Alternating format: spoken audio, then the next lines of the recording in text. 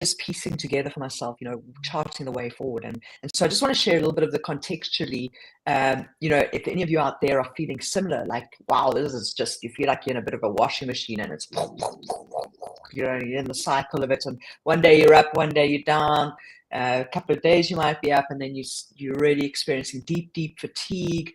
You're seeing hurricanes. You're seeing an astronomical presidential election lead up, and just so much happening, more so than sort of I think what we've experienced across multiple themes, for lack of a better word. And so if you're feeling fatigued, if you're feeling it's a bit rough, all of those kind of things, please know that that is completely normal. Really invite yourself into space of finding that balance between a little bit of rest, a little bit of stepping back when you need to, and just allow yourself and permission yourself to move with the cycles. We're seeing the hurricanes, so I'm going to just briefly speak around, for example, Mother Earth and the hurricanes as an example of, it's not just the human element and human beings who are going through this massive evolution, and the evolution that we're speaking about is towards a decentralized, more empowered, more autonomous human being, a more empowered, sovereign human, right? We've been in a very top-down, structural, centralized control kind of environment globally, and that is fundamentally breaking down. And so we're seeing this revolutionary cycle. So that's happening on a human perspective. We're seeing it. We're seeing fundamental shifts with those revolutionary cycles. Also a big swing towards women, not for men to be ignored or dismissed or undermined in any way, but it really is just to equalize the masculine and the feminine. The masculine energy is very well developed in society. It has been for decades, for lifetimes. The feminine energy, the wisdom energy, the nurturing energy, the flow energy is way more under I want to say like strength, right? It's way more, I want to say, undernourished. And so all that's happening is it's really extending out, and that means that there's a lot of equalizing and injustices, let's say inequalities, not injustices, inequalities being addressed, especially when it comes to the divine feminine. And by virtue of that, it is a lot to do with women, but it doesn't exclude men. And so we're seeing that on these kind of things on the human level, and then we're seeing Mother Earth, Gaia itself, going through its own evolutionary process. So you're seeing fundamentally these enormous storms, these uncanny storms that are happening now. There's various discourses about it. I'm just going to go with the fact that this is a normal evolutionary process. All of it is a normal evolutionary process.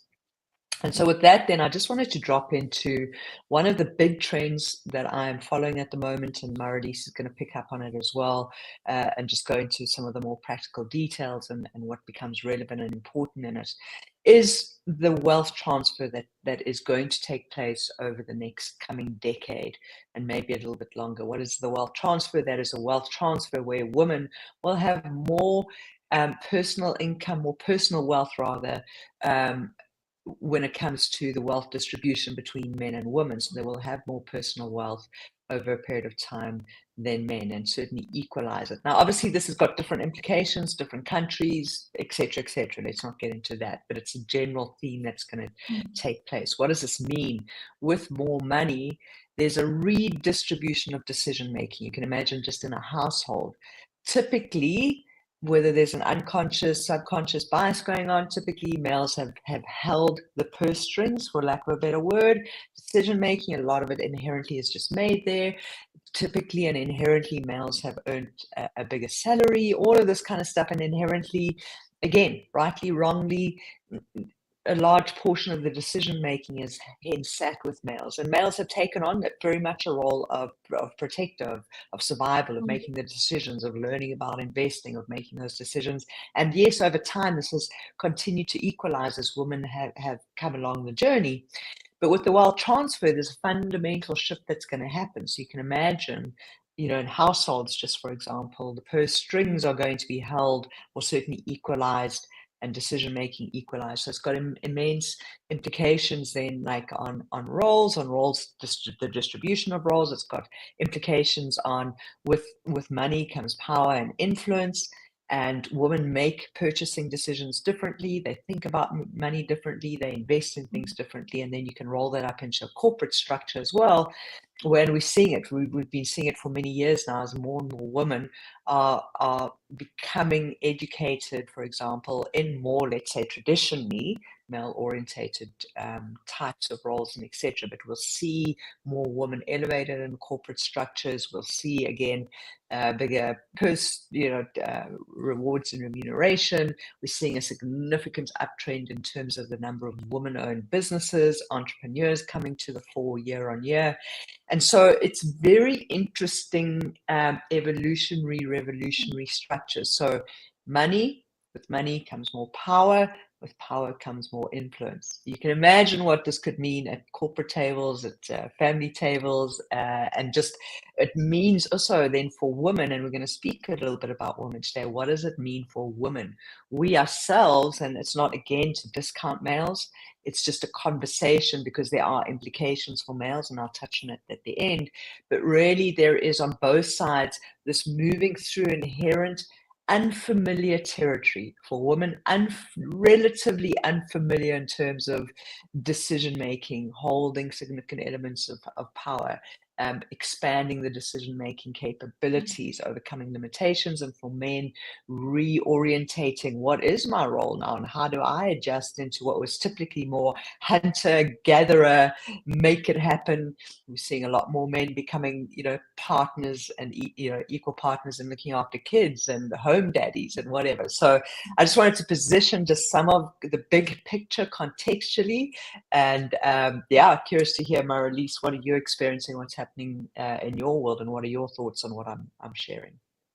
Yeah, I mean, it's really interesting because it's so present with me right now, because before this, I've just come from a 6-week workshop. I have literally just started today, and it's with Melissa Jolly and Karani Colony. So they, Connolly, I should say, they are the founders of Color Mirrors. And so they basically help you discover new ways of working with color.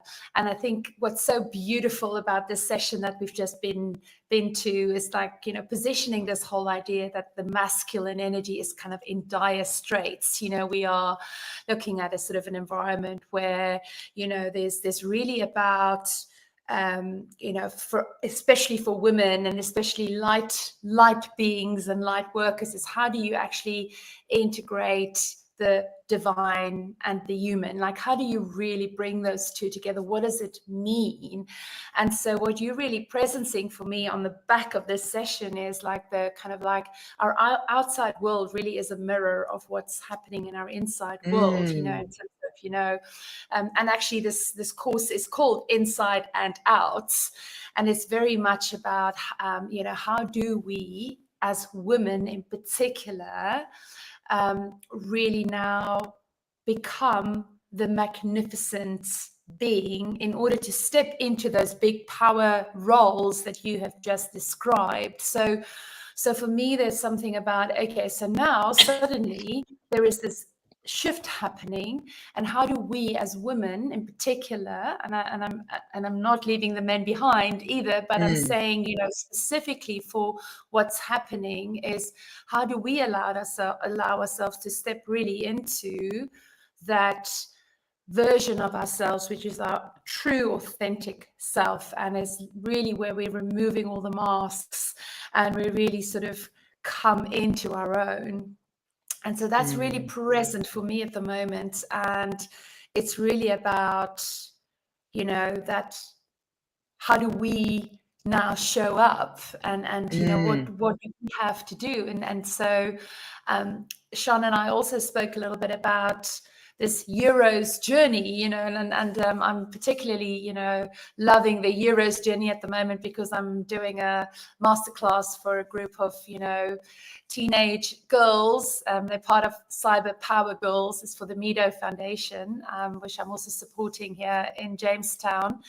And it's so beautiful because I'm sharing with them the hero's journey. So we've typically got the hero's journey. That's the only one that exists. I mean, there is a version of a feminine journey, but I'm taking the hero's journey and I'm positioning it really as the hero's journey. Not that it's any different, but it is really about looking into what are the sort of some of the unique challenges that women face in navigating this, soul's calling for incarnation, right? So we come to this earth as a soul, and this is something that I really took away from the session, Sean, I've just had with the ladies. But it's like everything we're experiencing here, we have chosen.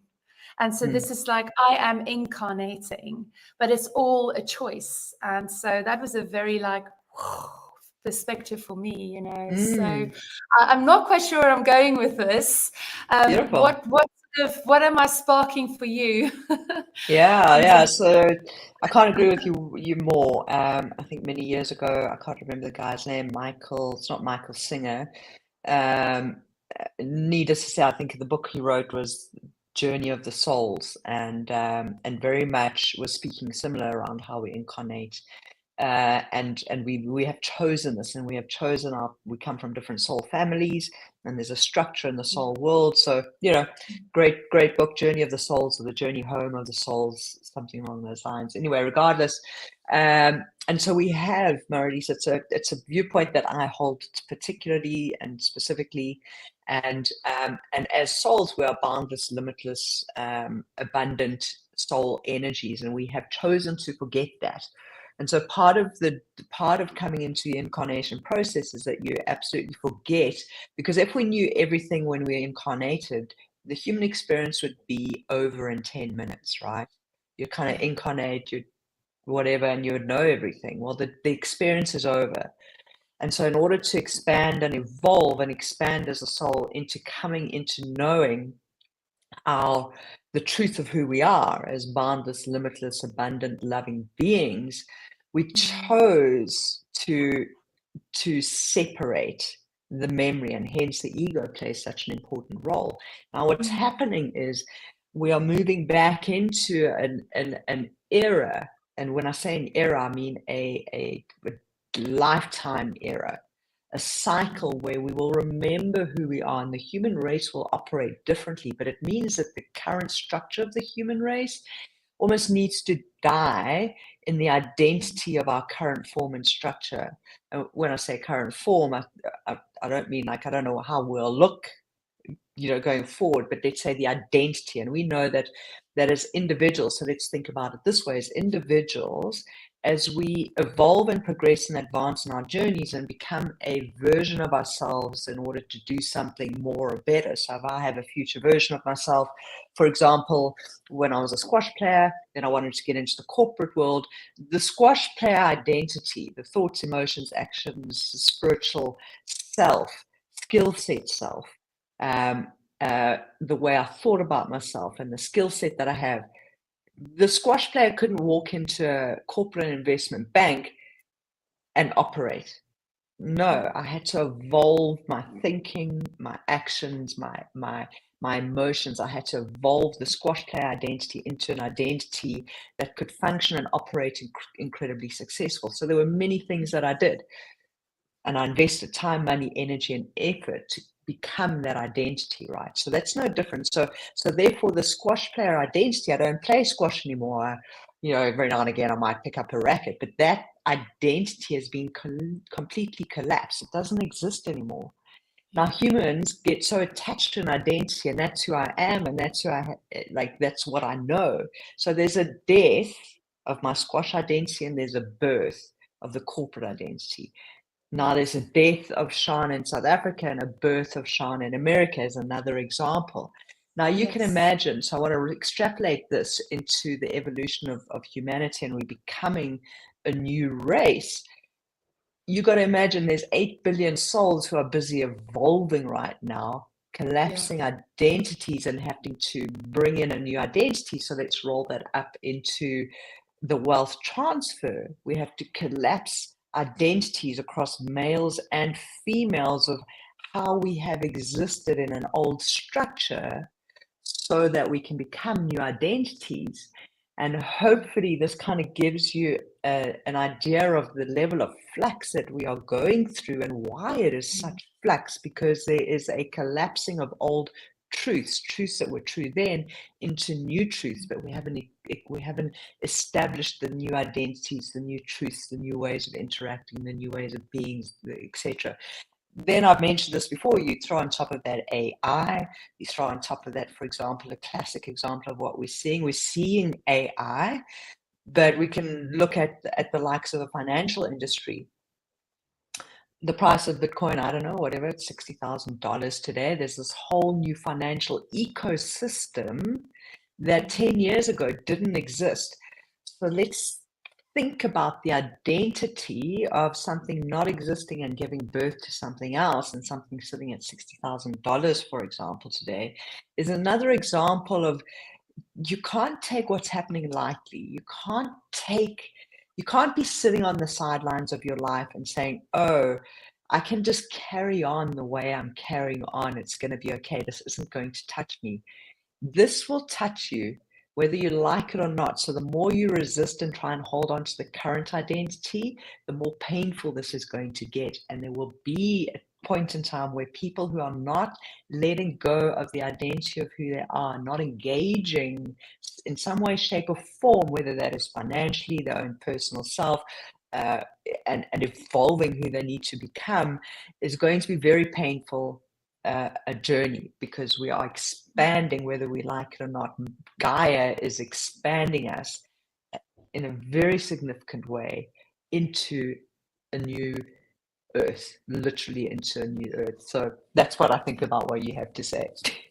Yeah, that's awesome. And I love how you sort of like, I mean, I think this is really an invitation for each and every one of us to go on that adventure. You know, it's like when I talk about the hero's journey, the Shiro's journey with these girls, you know, I really want them to believe that anything is possible, and that, you know, they are their own superpower. And really, for me, what I want to land with them is very much this idea that the power paradox really is just the difference between what you believe is possible and your true potential, which is limitless, you know. And I think that for me is the kind of the, you know, the dance and the initial refusal of the call to adventure. You know, if you take the hero's journey, the Shiro's journey, you know, in the very, very early stages, there is this kind of big thing that happens, like this call to adventure, and it's up to you whether you're actually going to take the call. And I guess what I'm hearing you saying, Sean, is really that, you know, we want to encourage, you know, all our fellow mystics on here to really show up, mostly, you know, for yourself, and, you know, the fact that you are this divine, magnificent being. And when you take that call for adventure, you know, you really start stepping into a special world, a new world, and a new order. And you know, if not now, if not you, if not today, you know, then when, and then who? So I think from both of us, I would just really call to you to say, you know, yes, we're obviously not necessarily choosing the easy road. The road probably is the road less traveled. But I think it's also the adventure that you go on to become that new expansive version of yourself. And it's not really about the end result, it's who you become in the process. And I think that's super important. And so really it's kind of giving you the permission here today to really believe in you and believe in, you know, your magnificence. I think the word magnificence feels so present and so poignant for me right now. Maurice, you highlight such critical elements, and you know, if we just for a moment make that practical for people in terms of, you know, where people might find themselves, and a way to kind of go about navigating forward is where in your life do you absolutely feel and know something needs to change? There will be something pressing, because part of we chose and incarnated and need to remember who we are. There's going to be something on replay for you in your life that is asking you to come into a truth experience, right? So it's asking you to come in to know more of a true experience of who you are. So therefore the environment, the identity, the experience that you're currently having is being kind of, it's going to muscle you. If you had to kind of think about when you wet a rag or a towel and you're wringing it out, right? At first you wring it out a bit and there's lots of water that can fall off, right? If you don't start making the moves, the universe is going to wring you out. It's going to wring and wring, and it's going to get tighter until you've got to make the move. And so the invitation then is to ask yourself, where in your life are you feeling that you are being wrung and you are resisting it? Yeah. Whatever you do, the idea is to say, okay, you're not necessarily going to understand it. Why? Because the current identity, when I walked onto a squash court, I knew my environment. I knew the racket, I knew the ball, I knew how to assess the environment. Whether I traveled internationally or locally, I could walk into a squash facility. I could tell the humidity. Because I was so proficient in it, I could just sense, intuit. There was tacit knowledge, there was the practical knowledge, all of that kind of stuff. But now what's been asked is when as you move into this new version of yourself in whatever area of your life it is, and it could be a couple of areas. I'm finding relationships are particularly impacted at the moment. This could be a relationship to your partner, relationship to family, and relationship to money, relationship to work. So it's those sort of key areas. What you need to understand is we just simply don't know what's going to happen. And so the invitation is to take steps, get support. It really doesn't matter what sort of support, but this is a journey that I'm finding that people cannot take alone. And that's also one of the fundamental ringing outs at the moment, is the movement from I need to do this on my own, I can do it, I've got this, etc., into no, you haven't. We need to learn to collaborate. We need to learn to ask for help. We need to learn to receive. It's all part of the ringing out. And so to reach out to people who have either done it and can help you move through it and help you think through it, because it's an invitation not to have someone do it for you, but it's an invitation into you coming more of who you are. So finding really a fantastic partner for yourself in the context of coach, mentor, advisor. It doesn't really matter, spiritual guide, intuit really doesn't matter. Find that person or that community that can help you access your blueprint so that you become more of who you are. And then the last point I want to bring up is like to get comfortable being in the unfamiliar. And what I mean by that is like you don't know what's going to happen tomorrow. So can you be with your eyes wide open, comfortable on a day-to-day basis without controlling the outcomes? And that is one of the next big trends that's coming through as we shift into trusting the divine again, shift into trusting our intuition, shift into trusting our heart. This is incredibly difficult for human beings, and it's probably a topic for our next discussion, but that is the massive shift as well that's taking place, and very difficult for people. Yeah, and so that was really very present with me in the session I've just done. It's really about, when I remove the masks, I find my true power. And it's that whole conversation about vulnerability and, stepping into the unknown with that level of trust in your ability to sort of figure it out, and as you say, trusting the divine.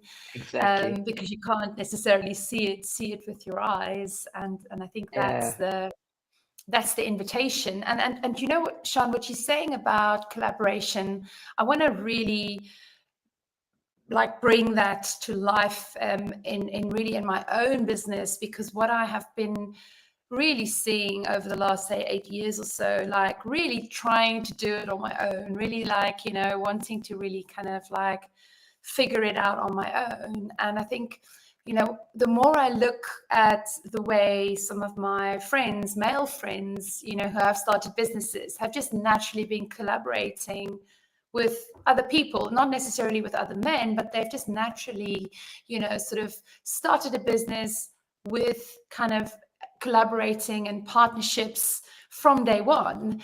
And so for me, that's really personally very present at the moment, because I'm like, I don't want to do this on my own, you know, like, so it's the kind of the power of collaboration, the power of partnerships. And especially I think for women, I think it's, you know, what's really going to help the shift and also the catapult us into that prominence, into that power roles, power positions, is going to be collaboration, and collaboration with like-minded women, you know, who have similar passions and similar missions and values as well. Beautiful. Absolutely. And I know we've gone a little bit over, and just to maybe end with on my side, as I listen to you express the vulnerability piece in particular, and maybe just again to make that practical and real, the image that comes to mind is what do you call it in the olden days, but someone all armored up and, you know, on their horse with the pole, but they're all armored up. And what's the vulnerability piece is we have built up so much armor to survive an environment and a world that required us to survive. That was what was necessary as part of the human era that we've been in, and historical and lifetimes have been in. And so we have had the armor to defend ourselves, to make things happen, etc., etc.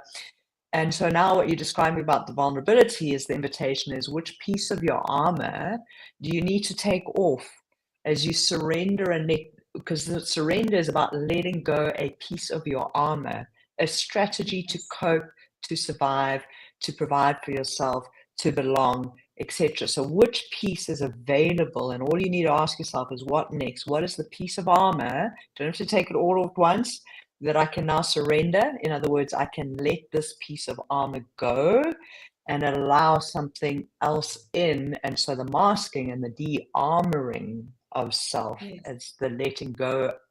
And so surrender is an active process of one by one letting go the pieces of armor that we have cultivated, that have kept us safe, that has kept us provided for, that has kept us belonging, and any other coping survival strategies. That's going to free up a whole different level of energy and a whole new level of trust engagement.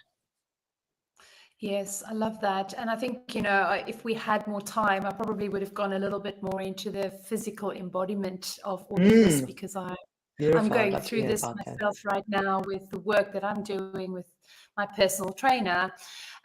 So I think we'll leave that for next time, because I'm very conscious that, you know, but it's really about, and I did say to Katie just last week, I said to you, you know, this is like, there's no way around this. The only way is through it.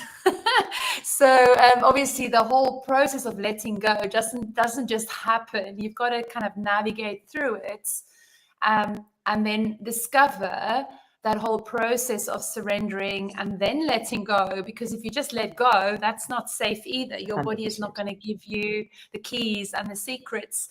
So I think that's something definitely I'm going to make a note now for us to explore. Yes. The how do you do that? Because I think it's an invaluable, because there's a lot to do with your nervous system, and that would be lovely. Absolutely. Lovely to help our viewers expand into that. Yes. So I say to people a lot at the moment, oh, Katie's training my body into chaos, and they're like really intrigued. So I'm not going to say anything more about that today. If you would love to know more about that, tune in next week. I will definitely share with you more about just really how to heal from the inside out, and the deep embodiment work that's required, you know, with all of this. Sian, always so beautiful, always a pleasure. I love you, friend. I love it too. And Scott in the background there, he's doing all the technical stuff for us. Thank you so much. Love it too. Thank you, Scott. And we'll see you same time, same place next week. Beautiful. Lots of love. Take care. Lots of love. Bye. Bye.